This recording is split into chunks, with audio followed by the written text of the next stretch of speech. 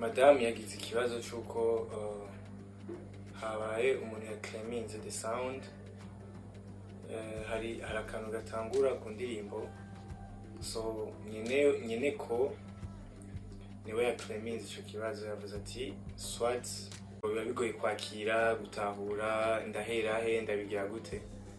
Mbwa cyane ndashimiye abafana ndetse n'abandi bantu baguma bagerageza kunyihanganisha. I really appreciate. Mugabo nanjye wanje n'ibintu bitari binyoroheye kwakira, mbwa nagerageje kugwana navyo, and that's what I'm doing. Reka ndabaramutse nongere ndabashimira cyane mwebwe mwama mukurikirana bigana bica kuri Star TV. Ndabifuriza igitondo cyiza ndetse n'umunsi mwiza, muze kuranirwa ndetse muze kuguhura n'ibintu byiza cyane kuri no munsi. So mushobora kuba mutazi mbega DRAM-T bimeze gute.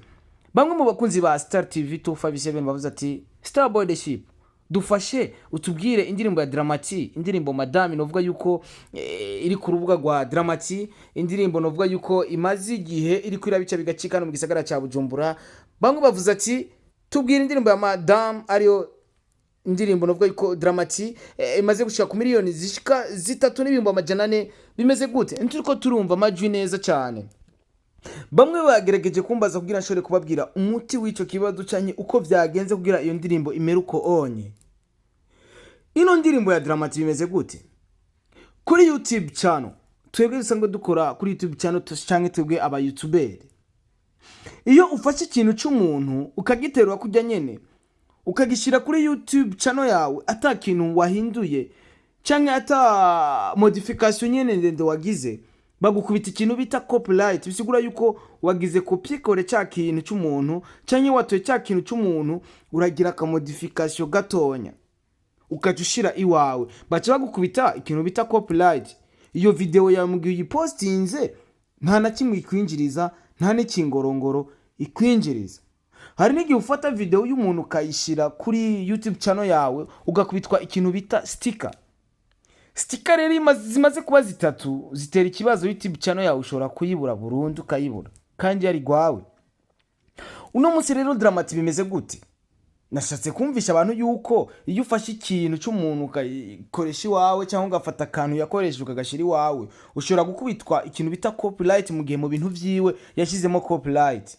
Kuko se abantu bose bashiramo copyright mu bintu vyabo, na cyane abastari Akomeye indirimbo zabo usanga zirimo copyright. Uno munsi rero bimeze gute ku ndirimbo ya DRAM-T? Indirimbo ya DRAM-T ikibazo ifise sikindi.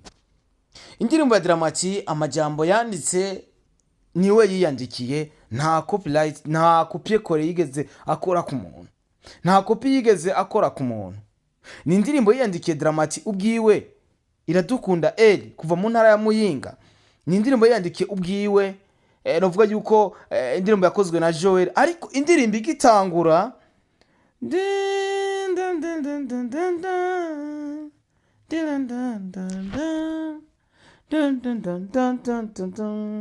Chukenda kuri YouTube channel handitse ko classical music, urabe indirimbo ya Edith Piaf, indirimbo yitwa La Vie en Rose.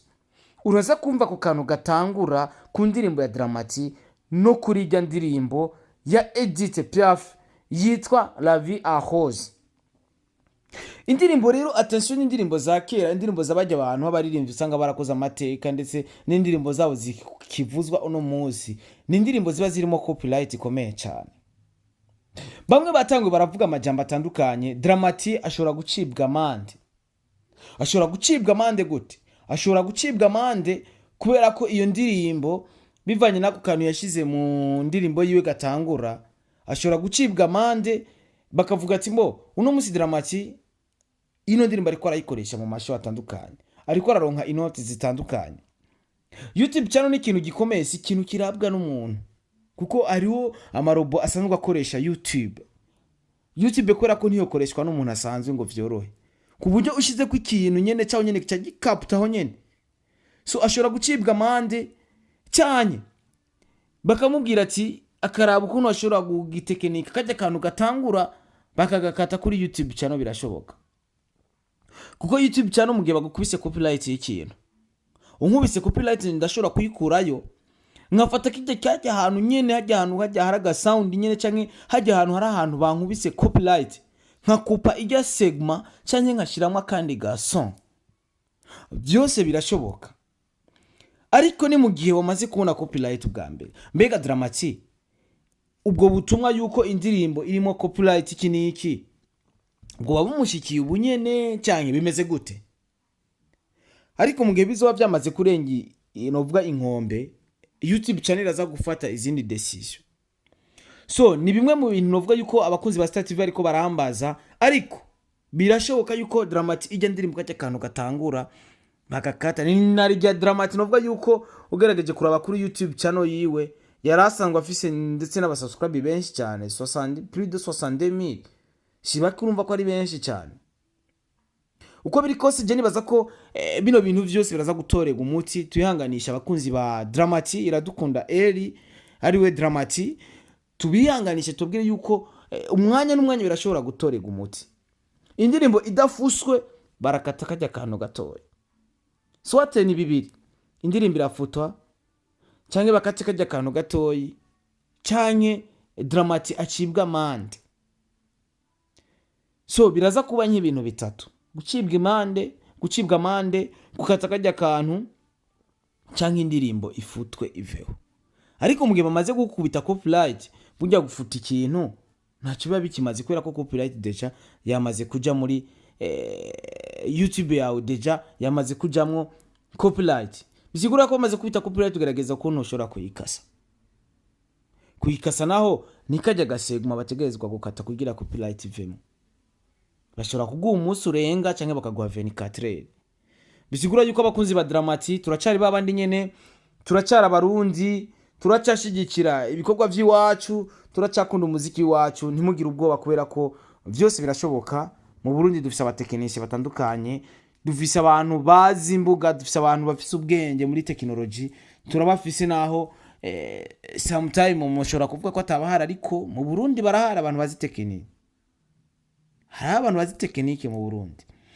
Bisigura yuko rero DRAM-T muri no mwanya turarindiriye atubwire rezita kuno zimeze, kubera ko nimbari kumwe n'abatekinisiye barazi ukuntu bariko barabikora. So atikajya kantu gatangura baragakata, indirimbo itangure atakintu kiko kiravuga, hama indirimbo ikitangurira ahantu kajya kantu kavuyemo, cyangwa indirimbo bayikuremo iki copyright. Mugabo copyright nayo irimwo yamaze, nibaza ko yamaze kurenga inkombe, kuko bamaze kukwabiza akakubwira ati indirimbo kunuku ni ikintu kiba kitoroshe cyane.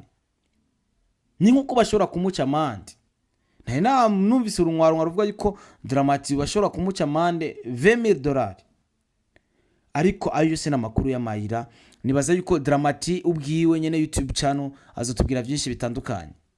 Abakunzi ba Star TV navuze ati ko baguma bambaza bino bintu, reka nze ndabazanira umuco kuno munsi gushika kuno mwanya tuko turavugana. Indirimbo ya DRAM-T uyiplayinze ntivuga, amajwi nta yarimo.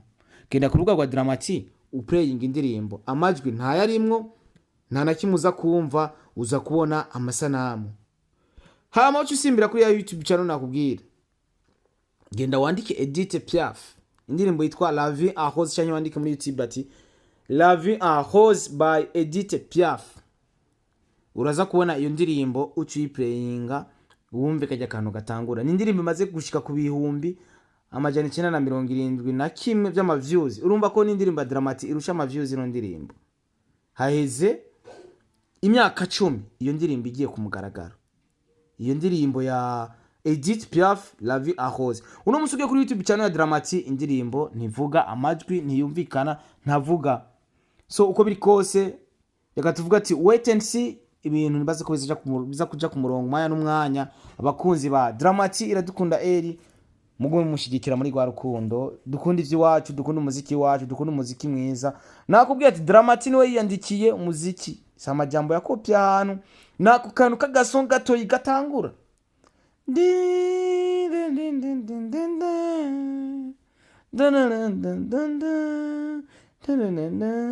kaje kantu gatangura mu ndirimbo. Iyi ndirimbo MADAMU ya DRAM-T niko kantu novuga yuko kariko karakwega ibara.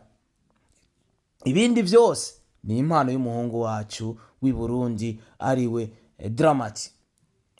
Abakunzi ba Star TV rero mwariko muratwumviriza, ayo niyo makuru ndabazaniye kugira bimwe mumanze mumenye ukuntu vyagenze, hama ibindi bikurikira nibaza yuko muzogenda murabimenya buke byose muzogenda murabibyiga ukuntu biriko biragenda. Nzogenda ndabibashikiriza no kuri Star TV bibaye ngombwa kugira mubandanye kumenya amakuru y'umuririmbyi wacu ndetse n'andi makuru y'abaririmbyi batandukanye bahani wacu Burundi. Dushigikira ivy'iwacu kandi dukunda ivy'iwacu kugira bitere imbere muri gwa rukundo.